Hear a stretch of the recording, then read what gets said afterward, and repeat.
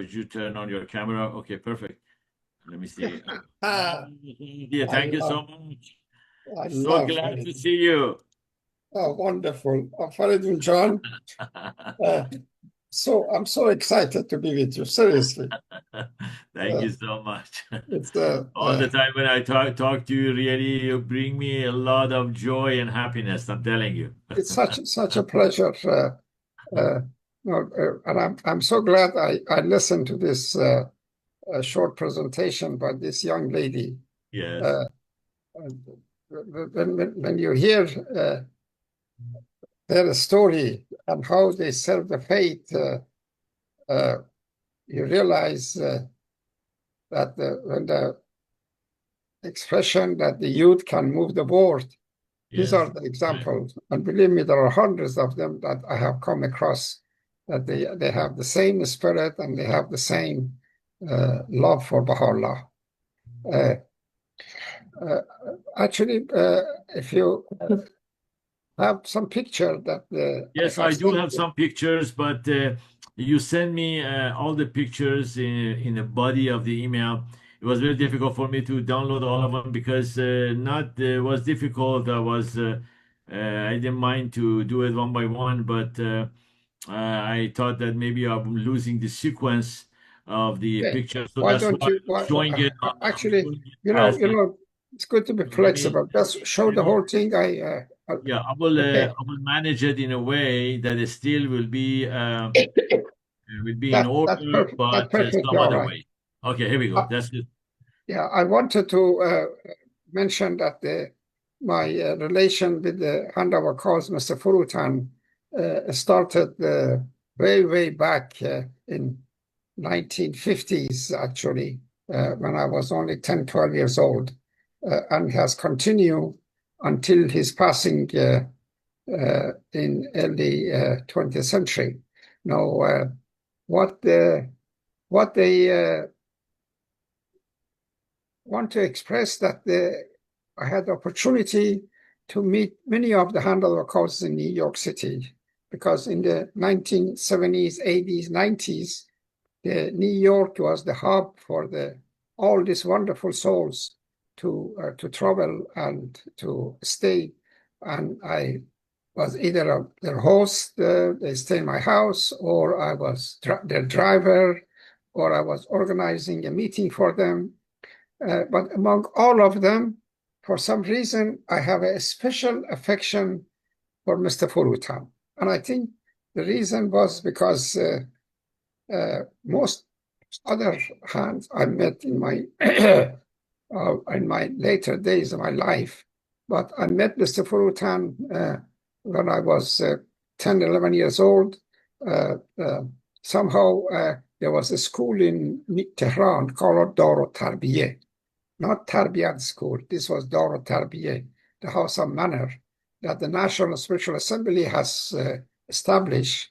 And the school was basically for the children of the martyrs, children of international pioneers, and others. I think somehow, I don't know what the blessing or connection that my father had with Mr. Furutan, they knew each other. Mr. Furutan agreed to take me to that school.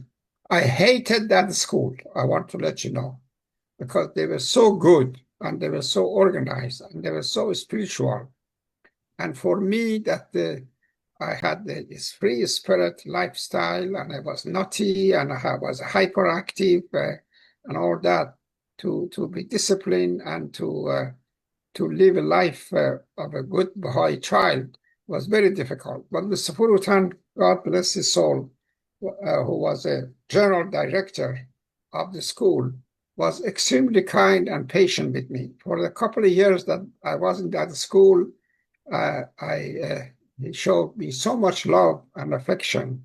Uh, it reached a point that in order to make sure I behave myself and I be a good boy, he would invite me almost every day, go to National Baha'i Center, that he was a Secretary of National, and act as an office boy.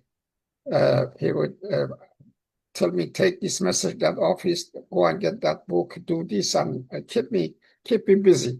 Oh, one incident that I want to share with you, for example, uh, I am from the city of Abadan, which is very hot place in the southern part of Iran by the Persian Gulf. And in the summertime, often we go and swim in the pool and relax because that's the only way we can survive the heat of that city. So I am in the National Baha'i Center. At the middle of the National Baha'i Center, there was this beautiful body of water. It was a little pool, or they call it hose, with the fish and all that. Extremely beautiful place. So I don't know what moved me, and I was kind of hot day. I took my clothes off. Of course, I kept my underwear, and I jumped in the pool, which was probably the first time it happened in the history of the National Baha'i Center. They went and told Mr. Furutan that Hussein is in the pool, half naked. So poor man came, and he was so always dressed nicely, had a suit on and tie and all that. And he tried to get me out of the pool. And I was afraid that he looked so upset and so mad that I was afraid to come out. So I remember he would go from one corner of the pool, I run the other side, we come this side, then I run the other side. He remembered that the story. And he said, Hussein has aged me. He used to tell people. And I hope I didn't really, because I don't think so I did, because he lived to be 98 years old. How could I age him if the man lived 90 years old? So that story happened in Iran when I was quite young. Then I came to America, and I live in New York, and I established myself as an educator and this and that, and I married. This particular picture that you see is my son Bobby. The picture was taken in a Greenacre Baha'i School. And when you look at the way Mr. Furutan looking at that child, it's so much affection and so love. He was like this with every child. You know, his training and education at University of Moscow was child education, but is a genuinely love children and pay attention to them. Okay, next picture, if there's a way you can move. Again, this is another picture. That's my wife, Tahare, and my daughter, Linda. Linda now is over 50 years old, and this is her when she was probably 2-3 years old. We were all in Greenacre High School and have a great time with Mr. Furutan. I have so much memory of those wonderful days that I spent with this. Mr. Furutan was always dressed so sharp, and he was so good looking. And the way he walks, in Iran, he was a Secretary of National Assembly. You should walk in his office. He had the beautiful, large office at the National Baha'i Center. And he was managing the affair of 300,000-400,000 Baha'is in Iran. He was as important as any minister that they can imagine that country. Some rich Baha'i has made arrangement for a car would pick him up from his house and take him to National Center and take him home. And he had I think he had the bodyguard, because there was always a fear that they may try to assassinate and kill him. But he is considered really the father or the builder of the Baha'i administration order, or World Order of Baha'u'llah in country of Iran. For almost half a century that he served the faith as a secretary and hand of a cause. His primary purpose, working closely with Shoghi Effendi, was to establish that order and that administrative situation. Next picture, Aziz. Again, at Greenacre, I love this pic. Somebody took this picture, and I'm really glad they did, and I somehow was saved. Next one. There's one I'd like for them to see it. Oh, I love this picture. I don't know how many people have seen this. This is all of a sudden he said, Hussein, I really like to have some ice cream. The handover calls asking for ice cream. You would try to get him ice cream. So I said, what kind of ice cream you want, Mr. Furutan? I think he told me vanilla. And I was going to get him the ice cream, and he repeated, Hussein, no strawberry, no chocolate, vanilla ice cream. I said, yes, sir, vanilla ice cream. So I went and I got him some ice cream. And these are some Baha'is who are attending the Greenacre schools, and I am at the middle, standing there, very humble. So I'm not. Oh, so okay, we moved from Greenacre. He used to come to New York and America very often. This is a picture when he came to New York, and he stayed with us actually. And it was a large gathering was arranged. Hundreds and thousands of people would come to visit him, to listen to him. He was such a great speaker. The way he moved his hands, the way he expressed himself, his sense of humor, the stories he shared was unparalleled, believe me. And I remember it was something cute happened. This lady, which I don't want to mention her name, came, and he wanted to go to that private section of Baha'i Center that we have placed Mr. Furutan until the occasion come that he come on a stage and to give his talk. And he told me, I want to meet my uncle. I said, who's your uncle? I told a lady. He said, Mr. Furutan. I said, honey, lady, today Mr. Furutan is everybody's uncle. So I was told not to disturb him right now. He said, yeah, then I think he proved it to me that, that Mr. Furutan is indeed her uncle. So we let her in, and the meeting took place. These are some souls around him. Next picture, Aziz.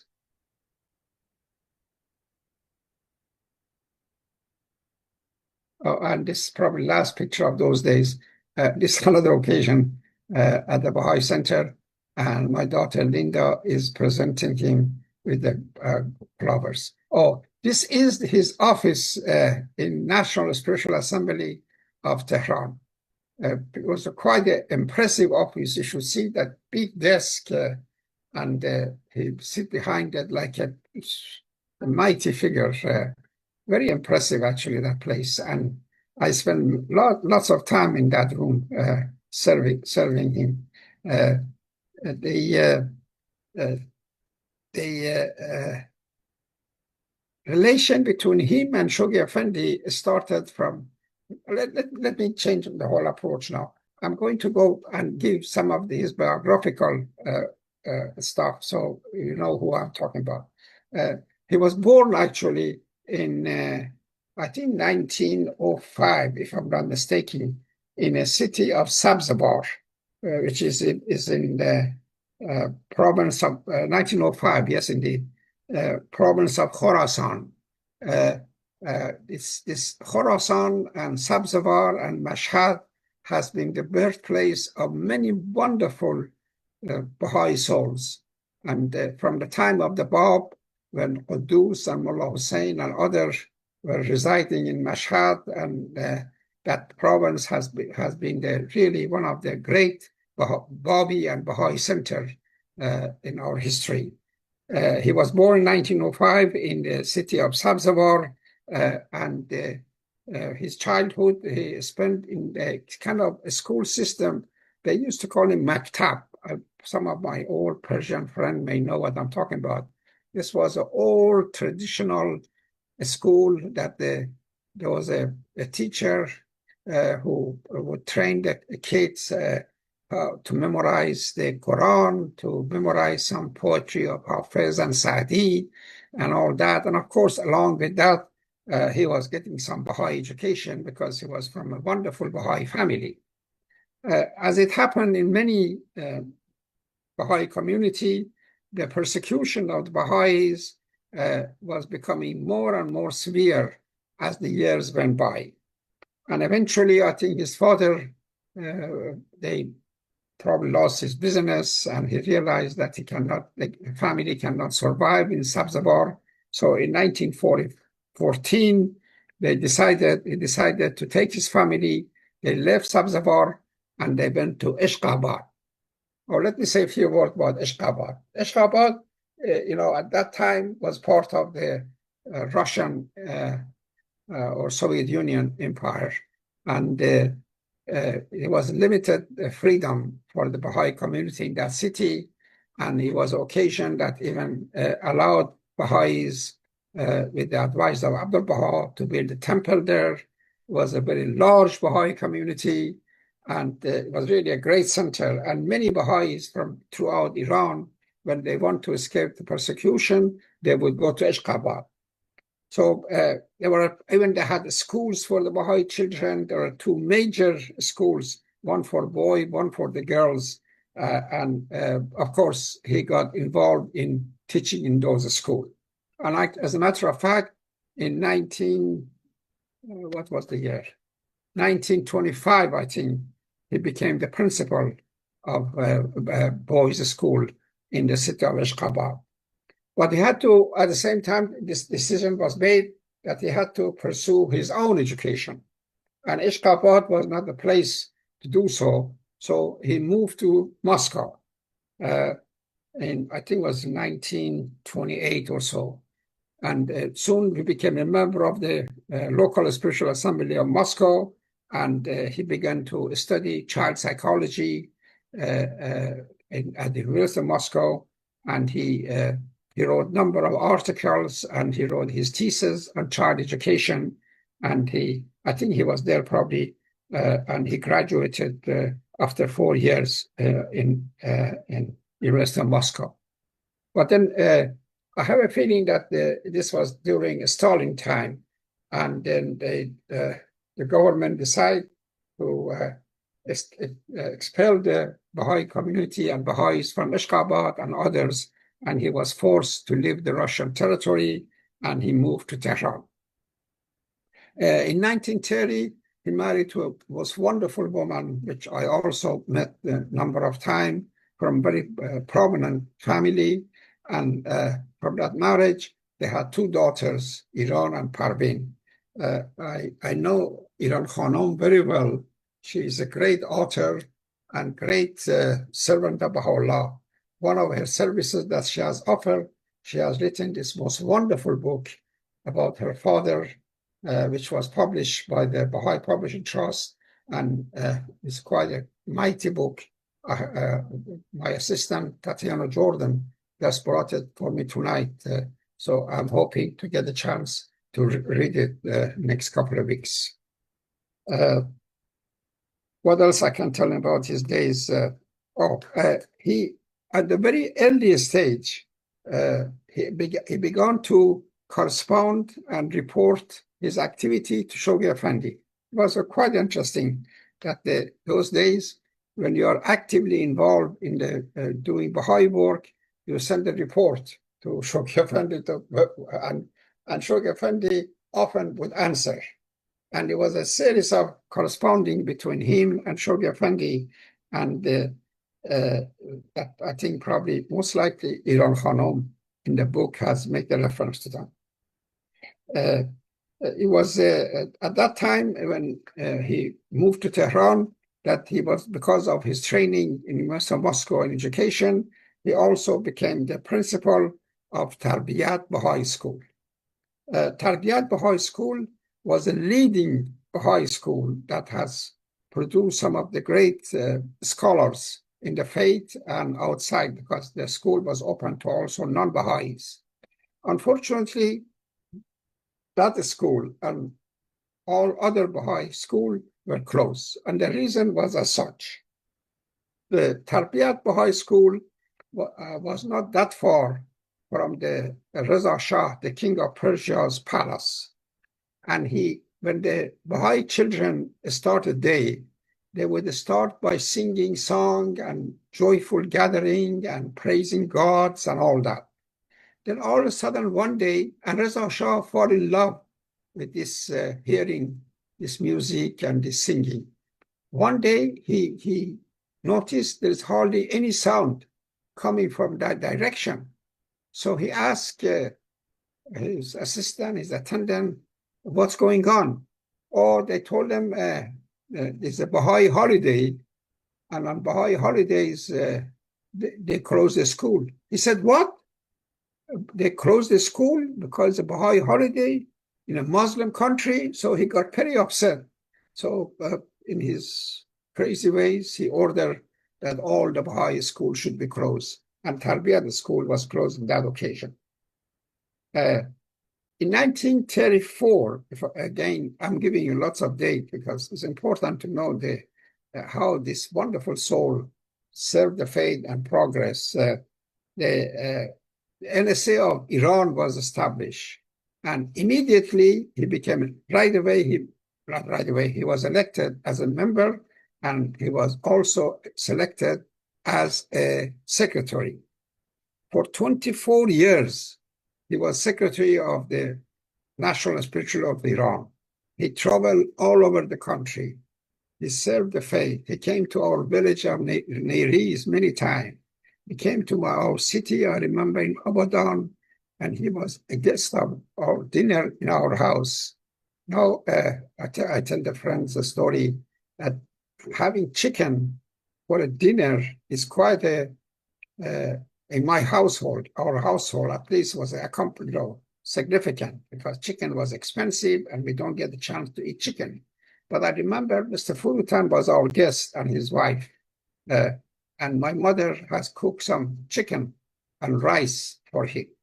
I was just hoping that Mr. Furutan would not eat all the chicken and would leave some for me. And by luck, he did. So that was one of the blessings of his visit to our city. Many years later, I would recall these stories, and it's amazing. He remembered all of this. The memory of this man was unparalleled. He served the faith, and he visited Shoghi Effendi for the first pilgrimage in 1941, and in 1951, he was appointed as the hand of a cause. He was the first group of the hands that were appointed by Shoghi Effendi. And, there were others who were appointed later. 1955, a major attack on Baha'i community started in Iran. A guy, a mullah by the name Falsafi, got on the Tehran radio and began to attack the faith on a daily basis. I think was during the month of Ramadan. That instigated all kind of attack on Baha'i community. They came and took over the National Baha'i Center. They destroyed the dome of the National Center. They killed the poor gardener, Mr. Rezai, who was working there. Poor fellow was climbing on the ladder to do something on the roof. They just pushed the ladder off, and the poor guy fell off and he died. In the town of Hormozak, they massacre and they martyr 7 Baha'is. So this was another occasion that Mr. Furutan rise up and steadfastly defend the faith along with other, in particular, my other good friend, Habib Sabet. Shoghi Effendi had promised Mr. Furutan is in younger and earlier days that the time would come that he would serve the faith internationally and he would travel for the faith all over the world. And I think it is appointed as a hand of a cause. This is exactly what happened. He traveled extensively all over the world for many years. And the most significant trip he made, later on, maybe we can talk about that, was a return to Moscow, where he was kicked out 50 years earlier. In 1957, as you all hopefully know, Shoghi Effendi died in London. It was the most tragic event in the Baha'i community. And the story has that, all the hands, by the request of Ruhi Khanum, they went to London. They arranged the funeral and burial of Shoghi Effendi, and then they went to Haifa to search for his will or testament, if there is one. And something interesting happened, and I don't know quite why, but I can guess. Mr. Furutan did not go to London. He stayed in Tehran. And I think probably he did that because the other hands and Ruhi Khanum felt like that his presence in Iran at those days are more important than for him to go to London for protection of the faith. This is my gut feeling. I'm not 100% sure. But then later on, when the hands went to Haifa and they had their own conclave and they searched for the Iran Testament, they could not find anything.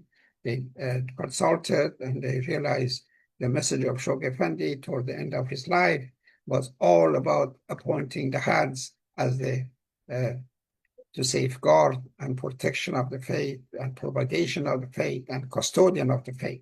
So they went ahead and organized themselves as such that the 9 of them would stay in Haifa and take care of the affair of the faith until 1963, which they decided would be time end of crusade to form the Universal House of Justice. And Mr. Furutan was one of those 9 that was selected to stay in Haifa. There's a cute story about him in Haifa, which I shared with some friends. I can tell you also. One of the things that I have seen this personally, Mr. Furutan was doing, he would, on his spare time, of course, he would go and stay by the shrine of the Bab, and he paced back and forth, and he often he had the broom in his hand, and he would clear the pathway from leaves and other things. They said this young Baha'i American came to for pilgrimage, went and did his praying in the shrine. Then he came out and met with Mr. Furutan. He told Mr. Furutan, excuse me, could you tell me how tonight, I think, is the feast night, according to Baha'i calendar, and I'd like to go to feast. Could you tell me where is the feast tonight? Mr. Furutan said, I'm sorry, young man, we have no feast in Haifa. He was kind of surprised, and then he said, okay, then maybe I'll go to a fireside. And again, Mr. Furutan told him, I'm sorry, young man, we don't have any fireside in Haifa. No fireside, no feast. Oh, my goodness, your assembly should do something about this. This cannot go on like this. And again, Mr. Furutan told him, I'm sorry to tell you, we don't have assembly either. He was so shocked, this poor guy. And he turned to Mr. Furutan, he said, what kind of Baha'is are you? So they said, Mr. Furutan told them, you're a bunch of inactive Baha'is living in Haifa. That was such that there are many stories about him. I have so much stories about Mr. Furutan. He had great sense of humor. And I love to tell jokes. And I like to hear jokes. So we spend lots of time exchanging jokes, something like this, but I'm not going to repeat that. Let me tell you, in 1990, he was so excited to go back to Soviet Union and to visit his university and go to other places that he traveled in his younger days. And then he went for a second time a year later when the National Assembly of Russia, Soviet Union was established. So he often make a reference how wonderful was those trips and those. He was a special man. He was a great writer. We have lots of books written by him that both in Persian and English is available. He was a great speaker, as I mentioned earlier, and he was live a long life. God bless his soul, to be 98 years old, and he died in November of 2003. I think I close here to recuperate and get some chance to answer any question if there is one. Thank you, Aziz. But maybe it's a good time to show other pictures. So do you want to show other pictures? Yeah, just show other picture and I'll make some comment about the pictures. Yes, Aziz. Okay. All right. So this is a picture of Mr. Furutan and his bride, his wife, and that I have a feeling that's Iran Khanum, their daughter. These are nice pictures, so we don't want to miss it. Yeah, I think that's the one. Most likely, it's not Parveen. I think this is Iran. This is with him and Mr. Samandari. Oh, there's a cute story also in what happened in Egypt. I think they came. This was after a conference. There was a conference in Kampala, I think, if I'm not mistaken. So the two of them came to Egypt, Cairo, and Mr. Furutan probably asked his host, where are we staying? And the host was so proud of himself, and he said, oh, we have made a reservation for you in Hilton on the Nile. And Mr. Samandari said, Hilton on the Nile, how much it cost? The person said, $10 a night. He said, $10 a night? You know, we're talking about a long time ago. He said, no, we should stay in Baha'i friend's house. We don't want to spend the fake money on the hotel. So the poor guy, the host, was saying that I had this conflict now between the two hands. One doesn't mind to stay in the hotel, and the other one doesn't want to go to hotel. So I made excuses, and I told him, actually, a dear Baha'i friend has offered to pay for the hotel. So it's not the fake money, it's his money. So they both agreed to stay in the hotel. This is when they were in Egypt, and I guess that's one of the pyramids. Next.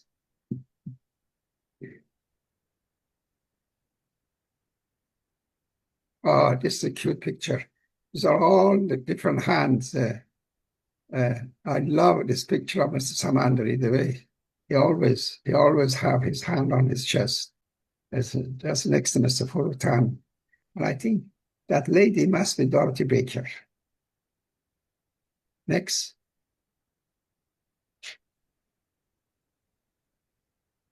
Oh, these are some of the Baha'is. He was the most loved figure among the Baha'is. Wherever he go, any town he goes, the friends would surround him. They want to touch him. They want to love him. And these are all some of the Baha'i women in the city of Shiraz that are with him in one of the gathering in that town. Next. Oh, I think this is when he met with one of the ministers. Yeah, he was with Prime Minister of India and Mrs. Bowman. Yeah, Prime Minister of India. I don't know what was his name. Sorry. Oh, this picture was taken in Wilmette, Illinois. He and his wife. Next. Oh, this is probably the last three hands who were alive, and they attended the World Congress. Mr. Barqa, Ruhi Khanum, and Mr. Furutan. It was quite interesting to be there and witness this last of the three of them standing there and welcoming and the Baha'i friends in the conference.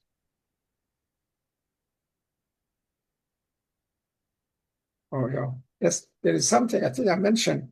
It's amazing the way he moved his hands during his presentation and his talks.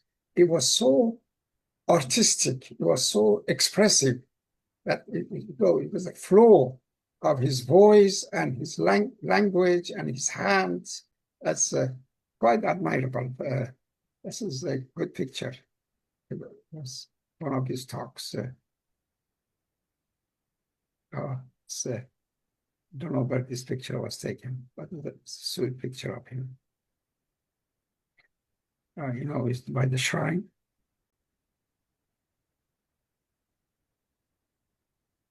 And this is he did die in Haifa in 1905, and he's buried in that famous Baha'i cemetery that the house is taken care of. Okay, Aziz, that's the end of my presentation. If there's any question, it's fine. If not, thank it's you so fine much, too. Dr. Ahdieh. Really, we enjoyed a lot. Sorry. Okay, friends, if anybody has any question. Um, Dr. Ahdieh, I have a couple questions from you. Sure. You mentioned about the Tarbiyat Baha'i School in Iran, but I think in Iran they were not calling it the Tarbiyat Baha'i School. It was Tarbiyat School only, correct? I'm sorry. Could you repeat? So in Iran, you mentioned the Tarbiyat Baha'i School, but actually it was not the Tarbiyat Baha'i School. It was Tarbiyat School only.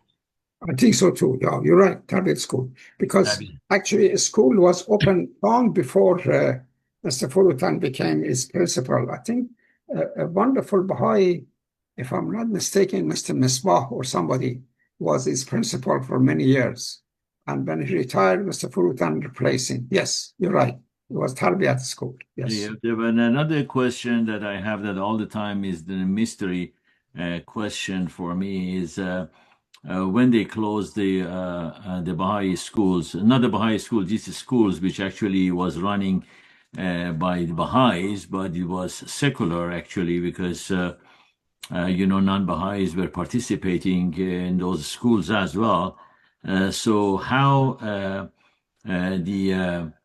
the Baha'i calendar is supposed to be as a part of the administration, and why such an important school needs to be closed because of that. The, I think there has been lots of study. I would try to answer your question, but let me say that the Baha'is were the forefront of the establishing a school in Iran from very early days, even the time of Abdul Baha in Kashan, in Kerman, in Tehran. So they said about 10% of all the schools that was running in Iran was sponsored and organized by the Baha'is. And this Tarbiyat school, I think I don't know the whole history, but it was started long time, uh, most likely during Abdul Baha's time. And on purpose, they would allow non-Baha'is to also come. And some of the leading politicians of Iran came Yes, from that school and graduated from that school. You correct. know, the test, not the test, the advice of Shoghi Effendi has been that there are certain principles and certain laws of the faith that we have to obey regardless of what situation may or may not allow us. And one of them is the business of celebrating on Baha'i holidays. On Baha'i holidays, you're not supposed to work. And I have a gut feeling that probably most or all the employer of this school, Tarbiyat and other, they were all Baha'is. And if they are not supposed to work, how are you going to run the school uh, with that situation? I had personal experience with this. Now, I was involved in the educational system, and I was running a school in New York City along with the other Baha'is and all that. We had 17 Baha'is working for us in that school out of 75 faculty members. So, and I was also member of New York Assembly. One of the teachers in this school objected, why don't we close the school on Baha'i holidays? This was legitimate objection. And he said, most of us are Baha'is. School claimed to be a Baha'i-inspired school. So he came to New York Spiritual Assembly and complained that Hussein Ahdieh and Ed Carpenter were Baha'is and running these schools. They are not closing the school on Baha'i holidays. And she was so convincing that I agree with her in the assembly that really we should close the school. But the next day when I went there and I consulted with my other colleagues, they said there's no way the state law does not allow you to close the school unless the holiday is accepted and established by authority. So I have a feeling probably the same thing apply in Iran. When they went ahead and they closed the school and they did not follow the standard that the educational system of Iran had set up, when they can close, when it's summer holiday, when it's closed for Nowruz, they break the daily laws of the country. And what the Shoghi Effendi said, at certain time, you have to do what the conscious and what the Baha'i laws are. And this is one of those occasions. That's my humble explanation. Okay, thank you. Because actually, all the time, because we are running in the school as well, and with the arm and leg, with a lot of effort, time, we are trying to keep up with that school and just keep it running, and then educate the children for the future, and then. Closing 50 school at once, really, that has been very hard. I'm sure that's a very difficult decision at that time. If somebody tells me today for my school something like this, so I cannot. No, I'm telling you, that's going to, yeah. Yeah, No, but because the thing is, just imagine. The 49 schools in Iran assume that each one 500. You're talking about thousands of students that could be under the direction of the national assemblies, and then Baha'i inspired school. We had very successful things in future, but I'm sure that it was maybe very valid reason for this than this. Maybe I'm not sure. So that's why all the time it is my question. Of course, since you are involved personally. Yes. In some, you have to make a decision sometime. Yes. Okay. Very good. Okay, friends. If anybody else has any questions, Dr. Mirafsali, why I don't see you? Why your raise hand? You raise your hand, but I don't see you on list. Okay, please just go ahead. The son of Raza Shah, the Prince Muhammad Reza, was going to the high school too. Despite that, Raza Shah closed the school. The second one is that Mr. Furutan was the secretary of the National Spiritual Assembly for a long time. And Shoghi Effendi loved Mr. Furutan so much. And he was reporting all the activities of the National Spiritual Assembly to Shoghi Effendi every year. One time, I don't know the date, during election, that Mr. Naimi manipulated the election, and Mr. Furutan was not elected as secretary of the National Spiritual Assembly, and he was elected. They reported to Shoghi Effendi the activities of the National Spiritual Assembly. Shoghi Effendi immediately sent a telegram that Mr. Furutan is the secretary of the National Spiritual Assembly, and called Mr. Naimi to Haifa to chastise him. Mr. Naimi went to Haifa, was chastised, and Shoghi Effendi sent him as a pioneer to some place. Thank you. The story, yes. And Shoghi Effendi did that reluctantly, I would say, because he did not want to interfere in the administration of the assemblies, and he wanted them to learn for themselves if they make a mistake. But then in some occasion, the thing was so drastic and was so important for the welfare of the faith that he had to make such a decision to replace the secretary of the National Assembly. I agree. You're right. Thank you so much. Thank you. Farah Khanum.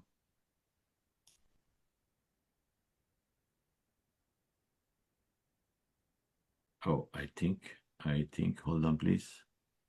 I think I jumping a little bit ahead. Okay, go ahead. بله، الله حفا، شبتون بخیر. من سوالی ندارم، فقط خواستم تشکر کنم. I wanted to thank you, Dr. Jafari, for having these programs, and also I really enjoyed your talk and your memories and whatever you said. It really, really made my day. Thank you very much. I enjoyed Welcome, my this so dear. much. You're Thank welcome. you. Thank you. Thank Thank you. you. I love to do this. Thank you, Thank dear. Thank you. Shala? Yes, I would like to say thank you so much. I was very in touch with my heart because I know Mr. Furutan since I was serving in Haifa every day. He was coming in the pilgrimage house and sitting with the pilgrim and 3-day visitor every night. Say there's lots of story. I wish I was waiting to see you mention about how much he was suffering in Siberia when he was there arrested. I hope next time. But I want to say thank you so much, Mr. Jafari. In English version, we started by your presentation and we will finish the English version by your presentation. Talk about That's all right. No, hopefully, Farid John would invite me and I can make a presentation with my broken Persian and or English in the future. Yes, there are lots to talk about. You are doing always great, Dr. Ahdieh, always. Sure, that's it. Yeah. Okay, Dr. Mir Afzali, go ahead, please.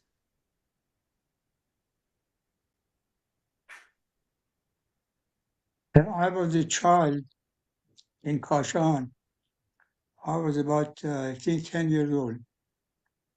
My father was giving me the principle of the Baha'i faith and to read it in the meeting. In the Baha'i Center, we had a large gathering, and Mr. Furutan came too.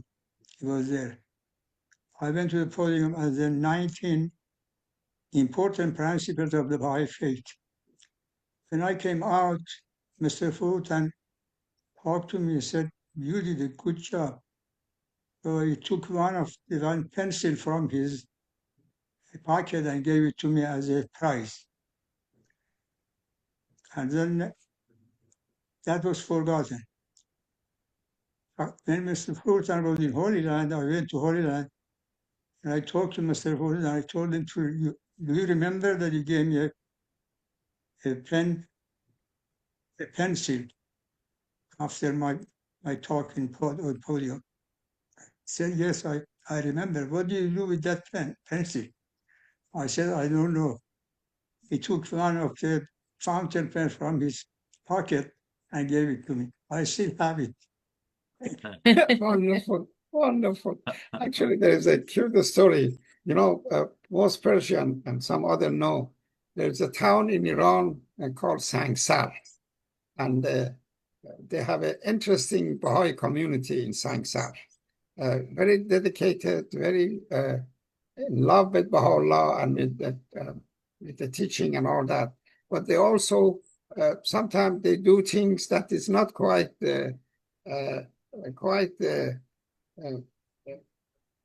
kosher, as the New Yorker would say. So in one occasion, they did something that was not very pleasant. I think they attacked some Baha'is, so they went and attacked some Muslim, and as a revenge and all that. So Mr. Furutan, poor guy, got the car and drove all the way to Sangsar to meet with their assembly and try to prevent any further escalation of the problem. So he got there.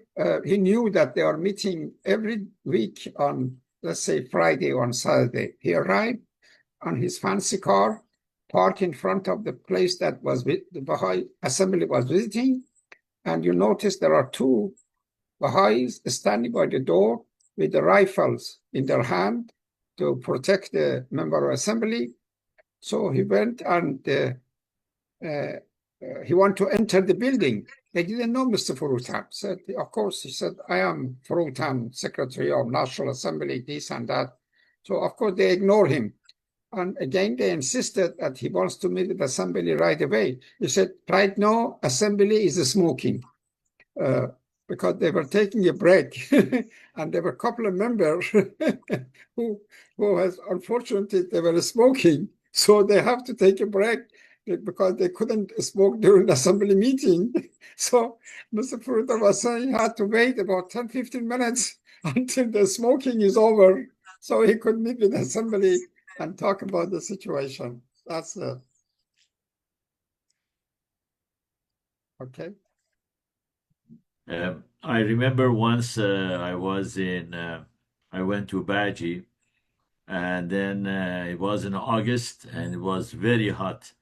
And Mr. Furutan was coming from the shrine, and I was going to the shrine, and then I saw him on way. I said, Allah Pa. I said, Allah Pa. I said, Mr. Furutan, the weather is very hot today. And he looked at me and said, yes, but hell is much hotter than. Right? That's true. Hell is much hotter, so don't worry about it. Yep. You just want a friendly reminder. Just in case. Mr. Furutan, whenever he was going, then the thing is, of course, it was the hand of the cause, and then he was the center of attention and talking and all those things. And then in that special gathering that we had, we were with Mr. Arbab and Mr. Furutan, and then I don't know what happened. We will end up with a discussion of fun and talking to each other regarding situation in the dining room that we have and all those stuff. And I saw that Mr. Furutan was very serious. He was not laughing at all and was just looking at us.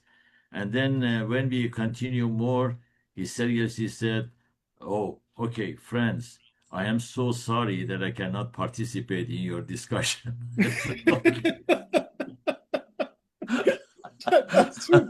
Oh, okay, this reminds me of another one. There was a occasion that a good friend of mine, Dr. Taraz, was driving. I think we were going to Baha'i School, Greenacre. He was driving. I was sitting next to him in the front, and Mr. Furutan and his wife were sitting in the back seats. So, of course, he tell a story and I tell a story, and I think I told a story which was too funny. So he started to laugh and laugh, and suddenly he started to choke. He could not breathe. And his wife started to scream at the driver. He said, "Hushman, stop! Furutan is dying." So good thing Hushman was a doctor. He stopped the car, we opened up his ties, we give him some fresh air. So I always say, can you imagine, God forbid, if he would have died in that car because of my jokes, I would for sure go to hell. And hell is very hot. Hell is very hot. Okay, Nuri Khanum, just go ahead. Yeah, Allah. Since you're talking about hell, I was debating to say this or not. When I went to Holy Land, like I was younger, and then he wanted to make us feel good, like, "Oh, you young lady looks like French people. You look so pretty." And then he said he's asking me, "Where are you coming from?" So I'm kind of saying I am coming from United States. And then he said, "So say I am coming from hell." That's what he said for America. So I was, since you were talking about hell and heaven, so That's right. And the other thing I used to remember, Dr. Ahdieh, when you are showing your young ages pictures, is so pretty. I'm sorry, say again. Reminds me your pictures when you were younger, and you still look young. And it reminds me of my own pictures with him. I remember we used to go in fasting time, Roze, to Bagh o Mana, Bagh Teje. I don't know if you remember. Yeah. No, I don't.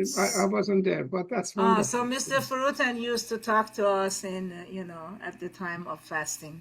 Yeah, it was so nice. So we were young. People have such a fond memory of those days that that Mr. Furutan coming at schools and at summer place and talks, and it was so much.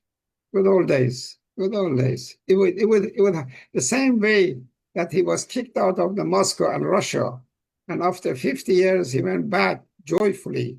I have a gut feeling that one of these days you and I may not be around, but we're going to have the same joy of having the pleasure of going those places and remembering. And I have to say this too. One day in Holy Land, I was hoping that I want to see him when he's in a shrine and how he is praying. So I wanted so bad to witness this one day. So one day I went inside shrine of Abdul Baha and nobody was there. So I saw this black robe with the hat that he had on, standing in front of the Arabic tablet, and he was reading that. It was kind of nice, like, oh, finally I saw him while he is saying the prayer in shrine. But I'm sorry to say, I hope it's okay to say. But he looked from the back like Dracula, you know, Leonard, because it's all black, black robe and the black hat. Anyhow, thank you. That was him. Actually, they said there was another cute story about him. He said he was in Australia, and this I heard from him myself. He said there was this young, cute daughter of this Baha'i family that he was staying. And she told Mr. Furutan, I love you as much as my dog. So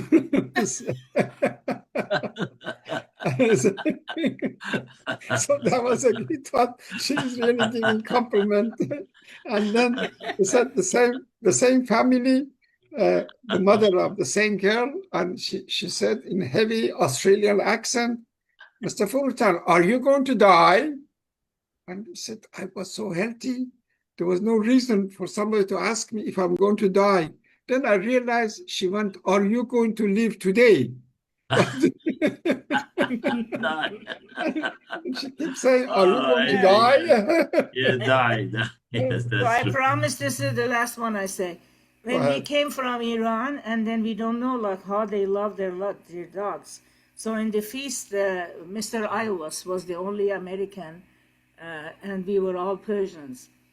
And so he was saying, you know, Nuri, take these foods and everything, otherwise I'm going to give it to my dog. So I was kind of like, wow, what is this? I was here just for a few months, yeah. Thank you. That's true. Thank you. Many memories. Thank you. Mashil Hanum, go ahead. Allah for everyone. Thank you so much for the wonderful presentation. Enjoyed it very much. I just was wondering if you remember the joke that you said and made Mr. Furutan choke. No, I'm not going to. I'm sorry. I don't want to repeat that joke. You're afraid that it's not. It was a little bit. Actually, I felt very guilty to mention that joke because it was. It was really making fun of the imams and things like this, which is not very appropriate to say it and document it. If you come to New York on a private setting, I would tell you. Dr. Ahdieh, thank you so much. I know that is 11:30 right now, your time. Maybe it's the time for you to sleep. But thank you so much for all your time and effort that really you are doing it for me. And every time that I called you for helping us just coming to Talar Yaran, always you were coming and accepting with the joy, and really, really appreciate for all your service that you have done to Talar Yaran. Faridun John, I love you. And as I told you the other day, you are a very unusual person. Really, you live the kind of the services you're offering in so many different areas is unbelievable. That this is the work of so many different people that you're doing. One person is doing. God bless you. Thank you so much. Thank you so much, and see you in near future in other programs. Good night. And Tatiana, say good night. Thank you, Tatiana. Good night. Thank you so much, Tatiana. Thank you. Bye Bye-bye. Bye. bye. Okay, friends.